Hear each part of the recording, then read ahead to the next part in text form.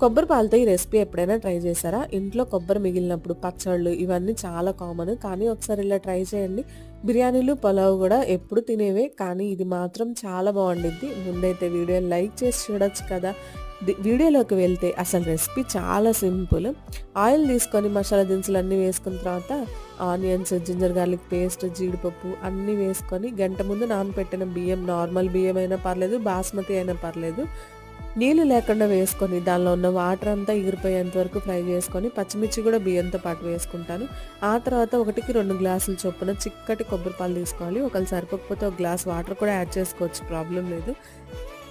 ధనియాల పొడి, సాల్ట్ వేసుకొని మూత పెట్టేసుకొని కొబ్బరి పాలతో పాటు బియ్యం మరగాలి. లేదంటే టేస్ట్ మారిపోద్ది.